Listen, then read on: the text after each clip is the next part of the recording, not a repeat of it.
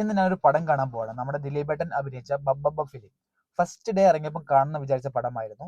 പക്ഷെ first day രാവിലെ നല്ല പോസിറ്റീവ് റിവ്യൂ, പക്ഷെ വൈകുന്നേരം അശ്വന്ത് കോക്കിന്റെ റിവ്യൂ വന്നതിന് ശേഷം പടം പക്ക നെഗറ്റീവ് റിവ്യൂ ആണ് പിന്നെ വന്നിരുന്നത്.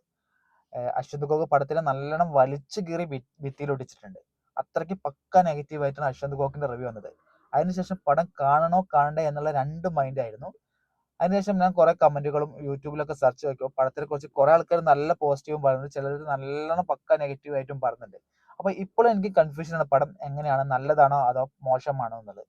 അപ്പൊ എന്തായാലും പടം കാണണമെന്ന് ഞാൻ ഇപ്പോൾ തീരുമാനിച്ചിരിക്കുകയാണ്. പടം കണ്ടിട്ട് എന്റെ അഭിപ്രായം എന്താണെന്ന് ഞാൻ നിങ്ങളോട് പറഞ്ഞുതരാം. അപ്പൊ എന്തായാലും പടം കണ്ടതിന് ശേഷം കാണാം. ഓക്കെ. കോഴിക്കോടുള്ള കൈരളി തിയേറ്ററിലാട്ടോ പടം കാണാൻ വന്നത്. പടത്തിനെ ഡീഗ്രേഡ് ചെയ്തത് നന്നായിട്ട് ബാധിച്ചിട്ടുണ്ട്. ആളുകളൊക്കെ വളരെ കുറവാണ് പടം കാണാൻ.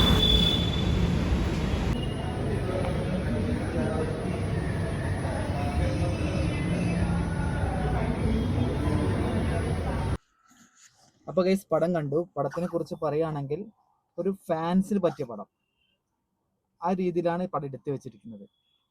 ഈ അശ്വന്ത് കോക്ക് റിവ്യൂ ചെയ്തമാതിരി അങ്ങനെ ഡീഗ്രേഡ് ചെയ്യേണ്ട ആവശ്യമൊന്നുമില്ല. അത്രയ്ക്ക് മോശപ്പെട്ട പടമൊന്നുമല്ല, എന്നാൽ നല്ലതാണെന്ന് വെച്ചാൽ നല്ലതല്ല. ഒരു ഫാൻസിന് പറ്റിയ നല്ലൊരു പടം. എന്താ പറയുക, ഈ പടത്തിന്റെ ഫസ്റ്റ് തന്നെ പറയുന്നുണ്ട് നോ ലോജിക് ഓൺലി മാഡ്നസ് എന്ന് പറഞ്ഞത്. അത് പറഞ്ഞ മാതിരി തന്നെ ഫസ്റ്റ് തൊട്ട് ലാസ്റ്റ് വരെ ലോജിക് ഒന്നുമില്ല പടത്തിൽ.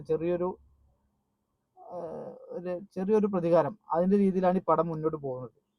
അത് നമുക്ക് അവസാനമാണ് മനസ്സിലാവുക എന്താ പ്രതികാരം കാര്യങ്ങൾ എന്നൊക്കെ ഉള്ളത്. ഇതിൽ പിന്നെ ലാലേട്ടനെ പറയുകയാണെങ്കിൽ ലാലേട്ടൻ മാസാക്കിയിട്ടുണ്ട് കേട്ടോ. അതൊരു രക്ഷയില്ല. ഇപ്പൊ ദിലീപിന് എത്ര നെഗറ്റീവ് അടിച്ചാലും ലാലേട്ടന്റെ സീനുകളെല്ലാം അടിപൊളിയായിരുന്നു. ഞാനൊരു ലാലേട്ടൻ ഫാൻ ആയതുകൊണ്ട് പറയല്ല, കുറേ പടത്തിന്റെ റെഫറൻസ് ലാലേട്ടൻ ഈ പടത്തിൽ ചെയ്തു വെച്ചിട്ടുണ്ടെങ്കിലും അതൊക്കെ കാണുമ്പോൾ പിന്നെയും നമുക്കൊരു ഫ്രഷ്നെസ് തോന്നുന്നുണ്ട്. ലാലേട്ടന്റെ ഓരോ നടത്തവും ഭാവവും നോട്ടവും എല്ലാം നമ്മൾ മലയാളികൾക്ക് ഇഷ്ടപ്പെടുന്നതാണല്ലോ. അതെല്ലാം ഈ പടത്തിലുണ്ട്. ലാലേട്ടനെ എങ്ങനെ ടോപ്പാക്കാൻ പറ്റിയിട്ടുണ്ടോ അതൊക്കെ ഈ പടത്തിൽ ചെയ്തു വെച്ചിട്ടുണ്ട്.